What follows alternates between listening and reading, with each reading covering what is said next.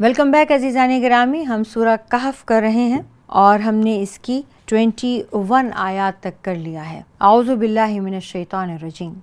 سیقولون، ان قریب اب کچھ لوگ کہیں گے، ثلاثۃ رابعہم کلبہم، کہ وہ 3 ہیں اور چوتھا ان کا کتا تھا۔ ویقولون، اور کچھ دوسرے کہیں گے، خمسۃ، یہ وہ 5 ہیں، سادسہم کلبہم، اور چھٹا ان کا کتا ہے۔ رجمم بالغیب، بن دیکھے، ایسے ہی تکا مارتے ہوئے۔ ویقولون، اور کچھ لوگ یہ بھی کہیں گے، سبعۃ، وہ آدمی 7 تھے، وثامنہم کلبہم، اور 8واں ان کا کتا ہے۔ قل، اے نبی اکرم صلی اللہ علیہ وآلہ وسلم، آپ فرما دیجئے، ربی اعلم، میرا رب زیادہ جانتا ہے، خوب جانتا ہے، بعدتہم، ان کی گنتی کہ وہ کتنے تھے، ما یعلمہم، اور نہیں جانتے وہ الا قلیل، سوائے کچھ کے، بہت تھوڑے لوگ ان کے اس حال کو جانتے ہیں۔ فلا تماری فیہم، آپ اس معاملے میں بحث مت کیجئے، الا مراء ظاہرا، سوائے سرسری سی، ولا تستفتی فیہم، اور نہ ہی آپ ان کے معاملے میں کسی سے پوچھیں، منہم، ان کے بارے میں، احدا، کسی سے بھی، ولا تقولن، اور آپ کسی چیز کے بارے میں بھی یہ نہ کہیں، لشیء، کسی چیز کے بارے میں بھی، انی فاعل ذلک غدا، کہ میں یہ کام کل کر دوں گا، الا، سوائے، ان یشاء اللہ، کہ آپ یہ کہیں کہ اگر اللہ چاہے۔ آپ کسی چیز کے بارے میں بھی یہ نہ کہیں کہ بے شک میں اسے کل کرنے والا ہوں، مگر یہ کہ اللہ چاہے۔ وَاذْكُرْ رَبَّكَ، اور اپنے رب کو یاد کریں، اذا نسیت، جب بھی آپ انشاءاللہ کہنا بھول جائیں، وقل، اور فرما دیں، عسیٰ ان یہدینی، کہ قریب ہے کہ میرا رب مجھے ہدایت دے، ربی، میرا رب، لاقرب من ھذا رشدا، اس معاملے میں رشد و بھلائی سے قریب ترین بات کی طرف اللہ تعالیٰ میری رہنمائی فرمائے۔ عزیزان گرامی، ہوا یوں تھا کہ یہود نے اہل مکہ کو سکھایا اور کہا کہ اگر 3 باتوں کا جواب یہ محمد صلی اللہ علیہ وآلہ وسلم آپ کو دے دیتے ہیں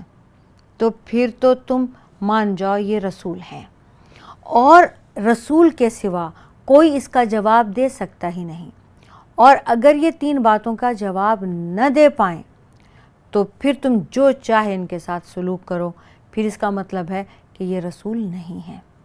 ان میں سے پہلی بات یہ کہ ان سے پوچھو وہ اصحاب کہف، وہ غار والے کون تھے، وہ قصہ کیا ہے، اور وہ ذوالقرنین کون تھے، وہ قصہ کیا ہے، اور روح کسے کہتے ہیں۔ جب انہوں نے تینوں سوال آپ کے سامنے رکھے تو آپ نے فرمایا کہ میں تمہیں اس کا کل جواب دے دوں گا۔ اب وہ کل آئی اور گزر گئی۔ آپ صلی اللہ علیہ وآلہ وسلم نے حضرت جبریل کا انتظار فرمایا کہ اب وہ آئیں اور بتائیں، کیونکہ ہوتا تو یہی تھا کہ جب بھی، حتیٰ کہ مدینہ میں ہجرت کے بعد بھی، اگر کوئی صحابہ کوئی سوال بھی کرتے اور دین کے معاملے میں، آپ صلی اللہ علیہ وآلہ وسلم اللہ کے حکم کا انتظار فرماتے اور وہی آ جاتی، اور اللہ کا حکم آپ صلی اللہ علیہ وآلہ وسلم تمام مسلمانوں کو اللہ تعالیٰ کی طرف سے عطا فرما دیتے۔ اب یہاں پر بھی آپ نے وہی طرز اپنایا کہ اگر مکہ مکرمہ میں بھی ایسا ہی ہوتا تھا کہ یہاں یہ کوئی اہل مکہ کوئی بات کرتے، وہاں اللہ تعالیٰ حضرت جبریل کو بھیج دیتے۔ اب یہاں اللہ تعالیٰ نے آپ صلی اللہ علیہ وآلہ وسلم کی ایک ٹریننگ فرمائی ہے۔ اب یہ 3 سوال یہود نے سکھائے ہیں اور کفار بہت جم کر آئے ہیں، اور کافروں نے کبھی اصحاب کہف کا نام نہیں سنا تھا، ذوالقرنین کا نام نہیں سنا تھا، ہاں روح کے بارے میں انہیں کچھ معلوم نہیں، مگر روح کے بارے میں اتنا سن رکھا تھا کہ جسم میں روح ہوا کرتی ہے۔ اب یہ تینوں کی حقیقت کیا ہے، یہ قصہ کیا ہے، اور اس کو تفصیل سے بتانے کے لیے ایک نبی کا ہونا ضروری ہے۔ ابھی انہوں نے فوراً ہی ہاتھ کنگن کو آرسی کیا ہے، ابھی پتہ کیے لیتے ہیں۔ آپ صلی اللہ علیہ وآلہ وسلم نے فرمایا کہ کل میں تمہیں بتا دوں گا۔ 15 روز گزر گئے اور جبریل امین آئے نہیں، یہاں تک کہ آپ صلی اللہ علیہ وآلہ وسلم نے اللہ تعالیٰ کے سامنے گڑ گڑا کر التجا کی کہ لوگ تو اب بری بری باتیں کرنے لگے کہ بھئی وہ کیا ہوا تو بتانے والے تھے، اب جواب ہی نہیں ہے آپ کے پاس۔ یہاں تک کہ 15ویں دن جبریل امین سورہ کہف پوری کی پوری لے کر آپ صلی اللہ علیہ وآلہ وسلم کے پاس آئے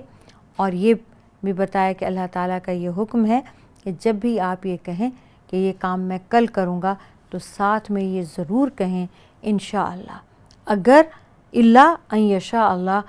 اگر اللہ چاہے تو میں یہ کام کل کروں گا۔ اور اگر کبھی کسی بات میں بھی یہ کہنا بھول جائیں تو پھر آپ کو جو ہی یاد آئے، جب بھی یاد آئے اسی وقت کہہ دیں۔ اب اس کے بعد باقی جو ہیں سارے سوال آپ کو ساتھ ساتھ ہی ملتے جائیں گے۔ وَلَبِثُوا فِي كَهْفِهِمْ، اور وہ رہے اپنے اس غار میں 300 سنین، 300 سال، وَازْدَادُوا 9، اور اس کے اوپر بھی 9 سال مزید، یعنی 309 سال وہ غار والے اس غار میں رہے۔ قل، اے نبی صلی اللہ علیہ وآلہ وسلم فرما دیجئے، اللہ اعلم بما لبثوا، اللہ تعالیٰ زیادہ جانتا ہے اس مدت کو جتنا عرصہ وہ رہے۔ لہو غیب السماوات والارض، اس کے سامنے آسمانوں اور زمین کا سب پوشیدہ سامنے ہے۔ ابصر بھی و اسمع، کیا ہی خوب دیکھنے والا اور کیا ہی خوب سننے والا ہے۔ ما لہم من دونہ من ولی ولا یشرک فی حکمہ احدا، اور ما لہم من دونہ، اللہ کے سوا کوئی بھی ان کا مددگار نہیں اور وہ اپنے حکم میں کسی کو بھی شریک نہیں کرتا۔ اے نبی اکرم صلی اللہ علیہ وآلہ وسلم، اب آپ انہیں بتا دیجئے۔ اب پہلا سوال ہی یہی تھا، اصحاب کہف کون تھے،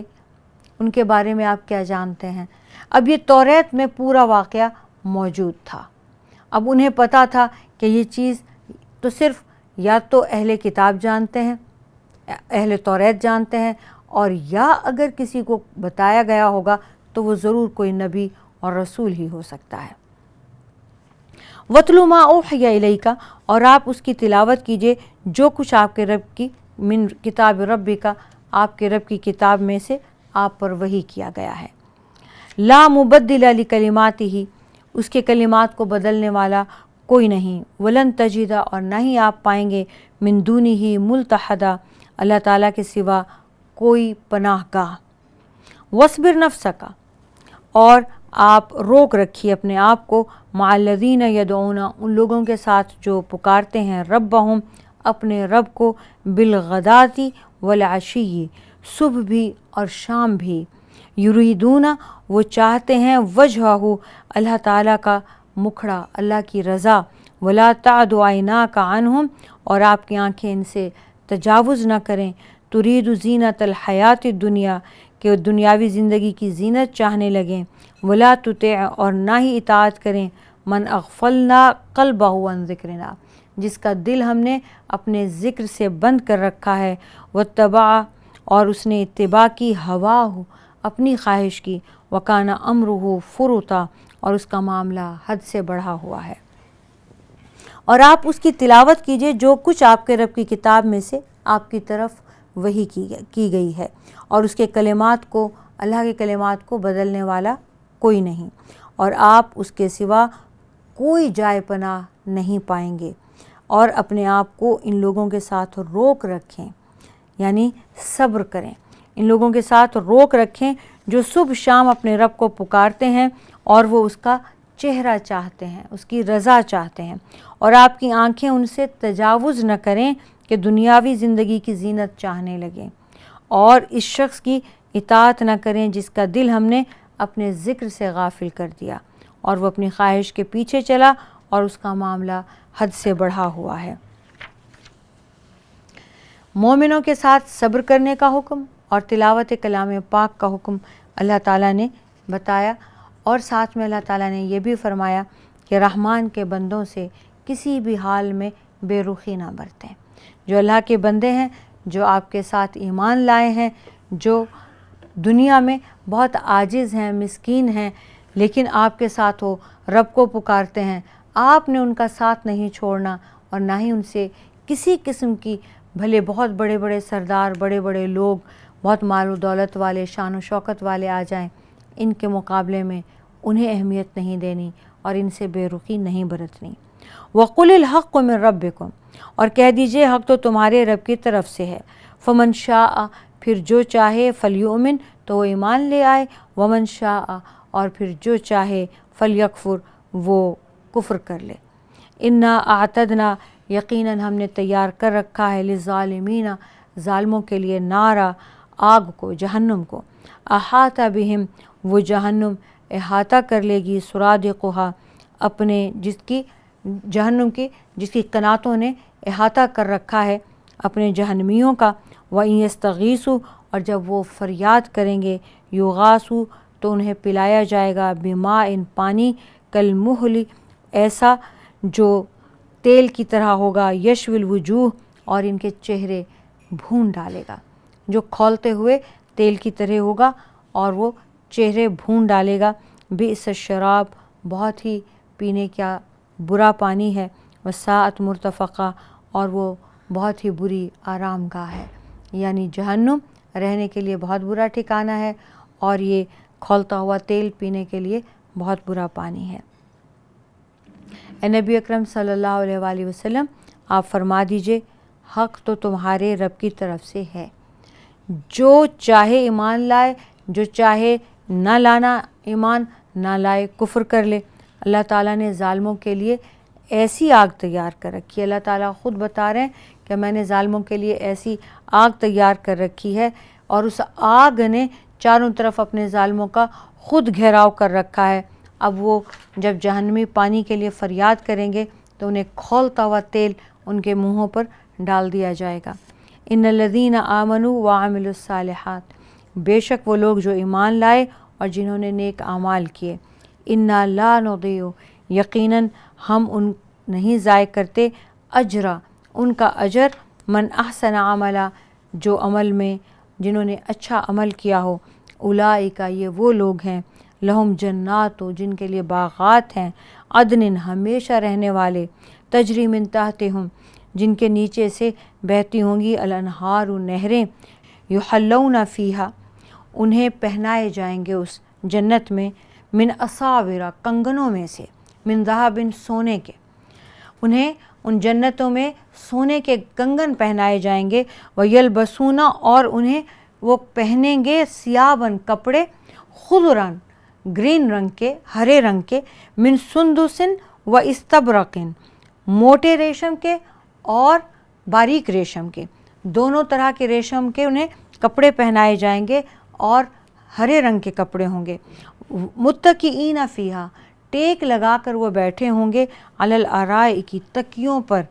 نعم الثواب، بہت اچھا بدلہ ہے، وحسنت مرتفقہ، اور بہت اچھی رہنے کی جگہ ہے، آرام کی جگہ ہے۔ اس سے پہلے جہنم کے بارے میں بتایا، وہاں کیا کیا جہنمیوں کو کیا ہو رہا ہوگا، آگ کی لپٹ ہی انہیں گھیراؤ میں کیے ہوئے ہوگی، کھولتا ہوا تیل ان کے منہ پر پھینکا جائے گا جب انہیں پیاس لگے گی، اور وہ پانی کی التجا کریں گے، اور وہ بہت برا پانی، پینے کا مشروب بھی برا اور ٹھکانہ بھی برا۔ اور اس کے بعد فوراً ہی ایمان اور اعمال صالحہ والوں کا، ان کا کیا ہے کہ اللہ تعالیٰ ان کا کوئی اچھا عمل ضائع نہیں ہونے دیں گے، اور اللہ تعالیٰ نے ان کے لیے ہمیشہ ہمیش کے باغات رکھے ہیں جن میں وہ گھومیں پھریں گے، عیش کریں گے۔ ان باغات، ان جنتوں کے نیچے نہریں بہتی ہوں گی، وہاں انہیں سونے کے کنگن پہنائے جائیں گے، وہاں انہیں ریشم کے کپڑے پہنائے جائیں گے، جن کو موٹا پسند ہے انہیں موٹا ریشم، جن کو باریک پسند ہے انہیں باریک ریشم، اور جنتیوں کا لباس ہرے رنگ کا ہوگا، اور اللہ تعالیٰ وہاں پہ انہیں تکیوں کے ٹیک، مسندیں ہوں گی، وہاں پہ ٹیک لگا کر بیٹھے ہوں گے۔ کیا ہی پیارا بدلہ ہے، کیا ہی پیارا ٹھکانہ ہے۔ اللہ تعالیٰ سے دعا ہے اللہ تعالیٰ سب مسلمانوں کو، مجھے، آپ کو اللہ تعالیٰ ایسی جنتیں عطا فرمائے۔ وَاضْرِبْ لَهُمْ، ان کے سامنے بیان کیجئے نبی اکرم صلی اللہ علیہ وآلہ وسلم، مثلاً رجلین، ان دو مردوں کی مثال، جعلنا لأحدہما، جن دونوں میں سے ہم نے ایک کے لیے، جنتین من اعناب، دو انگوروں کے باغ جسے ہم نے عطا کیے، وحففناہما، اور ان کے گرد ہم نے بنخل، کھجوروں کی باڑ لگا دی۔ وجعلنا بینہما زرعا، اور ان دونوں باغوں کے بیچ اور کھجور کی باڑ اور انگور کے بیچ ہم نے کھیتی اگا دی۔ کلتا الجنتین، اور ان دونوں باغوں نے آتت اکلہا، اپنا اپنا پھل دیا، ولم تظلم منہ شیئا، اور اس پھل میں سے کچھ بھی کم نہ کیا، یعنی بھر کے پھل دیا۔ وفجرنا خلالہما نہرا، اور ہم نے ایک نہر بھی اس کے بیچ بہا دی۔ وکان لہ ثمر، اور اس کے لیے پھل تھے۔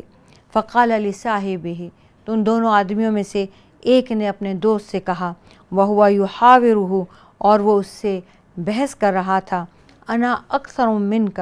میں زیادہ ہوں تم سے، مالاً، مال میں بھی، واعز، اور زیادہ عزت والا ہوں، نفرا، لوگوں کے معاملات میں بھی زیادہ معزز ہوں۔ ودخل جنتہ، اور وہ اپنے باغ میں داخل ہوا، وہو ظالم لنفسہ، اور وہ اپنی جان کے لیے خود ہی ظالم ہو گیا تھا۔ قال،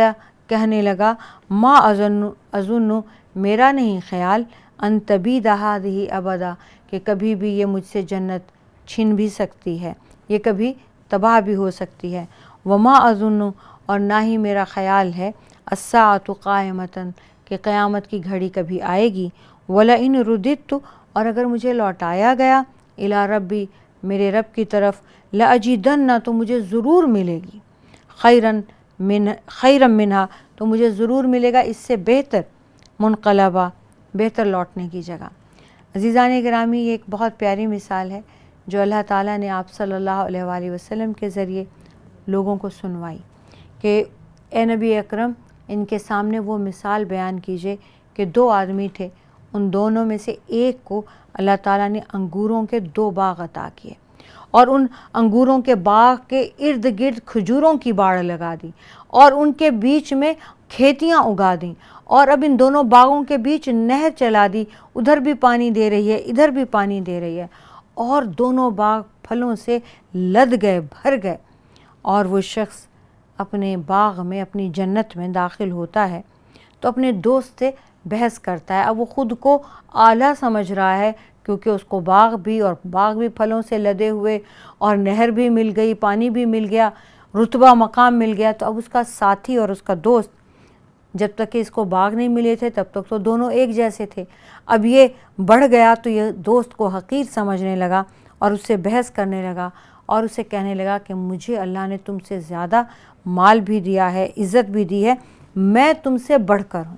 مجھے زیادہ، میرے پاس کثرت ہے۔ کس چیز کی کثرت ہے؟ مال کی،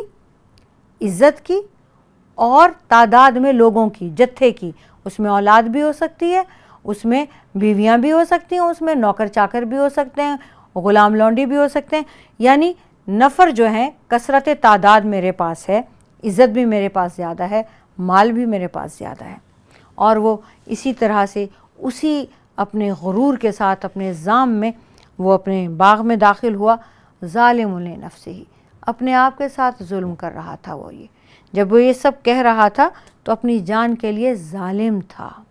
کیونکہ غرور جو ہے وہ اللہ تعالیٰ کی، یہ جو کبر ہے وہ اللہ کی رضا ہے، اللہ کی چادر ہے، اور اللہ تعالیٰ اس غرور کو برداشت ہی نہیں کرتے۔ ذرہ برابر بھی یہ جب کسی میں داخل ہوتا ہے تو اس کو برباد کر کے چھوڑتا ہے۔ اب یہ کہنے لگا کہ میں نہیں سمجھتا کہ یہ باغ کبھی تباہ ہو سکتا ہے، پھلوں سے لدا ہوا، ایک نہیں دو، اور اس میں قسم قسم کے پھل بھی ہیں اور کھیتیاں بھی ہیں، تو نہ ہی میں سمجھتا ہوں کہ کبھی قیامت آئے گی، اور اگر قیامت آتی بھی ہے تو جس حال میں ہوں اس سے بھی زیادہ اچھے حال میں وہاں پر ہوں گا۔ قال لہ صاحبہ، اب اس کا ساتھی، اس کا دوست جو کہ مومن تھا، وہ بولا، وہو یحاورہ، اور وہ اسے جواب دے رہا تھا، بحث کر رہا تھا، اکفرت بالذی، کیا تو ناشکرا ہو گیا، کیا تو کفر کرتا ہے، بالذی خلقک، جس نے تجھے پیدا کیا، من تراب، مٹی سے، ثم من نطفۃ، پھر اس نے تجھے نطفے سے پیدا کیا، ثم سواک رجلا، پھر اس نے تجھے ٹھیک مرد بنا دیا۔ اب یہ جو ساتھی ہے، یہ جو بیچارہ مسکین ہے، غریب ہے، لیکن اس کو ایمان والا بتایا، یہ مومن ہے، اور اس نے کہا کہ تو اس ذات کے ساتھ کفر کر رہا ہے جس نے تجھے مٹی سے پیدا کیا،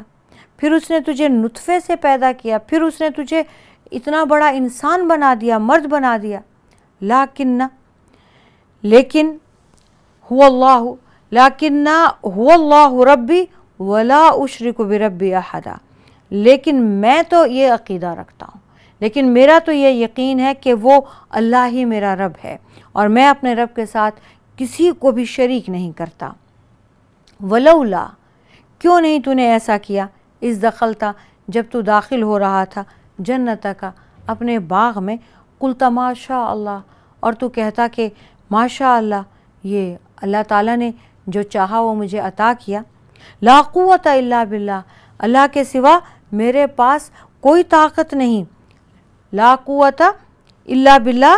یعنی میں کوئی قوت نہیں سوائے اللہ کی قوت کے، میرے پاس تو کوئی ہمت طاقت نہیں کہ مجھے اتنا ملتا، نہ ہی میں اس لائق ہوں کہ مجھے اتنا ملتا، یہ رب ہی ہے، اسی کے پاس تمام تر طاقت قوت ہے کہ وہ جس کو چاہے عطا کرے۔ ماشاء اللہ کا مطلب یہی ہے وہ جسے چاہتا ہے عطا کرتا ہے، لا قوت الا باللہ کا مطلب ہے وہ جسے چاہتا ہے، یعنی اسی کے پاس قوت ہے، اسی کے پاس، اسی کی مدد سے وہ چیز باقی رہ سکتی ہے۔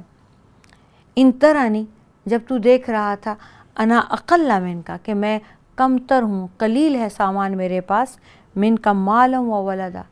جب تو نے یہ دیکھا کہ میرے پاس مال بھی، دولت بھی تجھ سے کم ہے، میرے پاس بیٹے بیٹیاں بھی تجھ سے کم ہیں، تو نے کہا نا کہ انا اکثر من کا مالا و اعز نفرا، اور میرے پاس عزت بھی زیادہ ہے، نفر بھی زیادہ ہیں، اولاد بھی زیادہ ہے، اور مال و دولت بھی، عزت بھی، تو جب تو نے دیکھا کہ تیرے پاس یہ سب کچھ زیادہ ہے تو تو نے یہ کیوں نہ کہا ماشاء اللہ لا حول ولا قوت الا باللہ، اللہ کے سوا اور کسی کی قوت اور طاقت نہیں، میری کوئی طاقت قوت نہیں تھی، میرے پاس کوئی طاقت قوت نہیں تھی کہ میں اتنا مال حاصل کر سکتا، میں اتنی اولاد والا بن سکتا، میں اتنی عزت والا بن سکتا، جو تو نے مجھے کم تر پایا تو تو نے یہ کیوں نہ کہا۔ فعسیٰ ربی، اور امید ہے کہ میرا رب ان یؤتینی خیرا من جنتک، کہ وہ مجھے عطا کرے تیرے باغ سے زیادہ بہتر، ویرسل علیہا، اور تیرے باغ کے اوپر بھیج دے حسبانا من السماء، حسبان کیا ہے؟ عذاب، حسبانا من السماء، آسمان سے کوئی عذاب، فتصبح سعیدا زلقا، اور یہ باغ تیرا چٹیل پھسلتا ہوا میدان بن جائے، او یصبح، اور یا ہو جائے ماؤہا، اس کا پانی، غوراً گہرا، فلن تستطیع، اور تو استطاعت نہ رکھے، لہو طلبا، اسے تلاش کرنے کی بھی، یعنی پانی میں تیرا باغ ڈوب جائے، یا آسمان سے اللہ تعالیٰ کوئی عذاب نازل کر دے اور یہ تیرا باغ جو ہے چٹیل میدان بن جائے، ایسا بھی ہو سکتا ہے، ویسا بھی ہو سکتا ہے۔ اگر تو نے، اور یہ بھی ہو سکتا ہے کہ اللہ تعالیٰ تیرے باغوں سے بہتر مجھے عطا فرما دے، اور اگر تو نے مجھے خود سے کمتر دیکھا تو اللہ کا شکر ادا کرنا تھا، نہ کہ غرور کر کے تو مجھے حقیر بتا رہا ہے، اور اس کو، اور غرور کر کے یہ سوچ رہا ہے کہ یہ کبھی تباہ نہیں ہوگا، اور تو قیامت کا بھی منکر ہو گیا، اور تو نے اپنی جگہ، اپنا ٹھکانہ خود سے ہی طے بھی کر لیا۔ عزیزان گرامی، چھوٹی سی بریک لیتے ہیں اور یہیں سے شروع کریں گے۔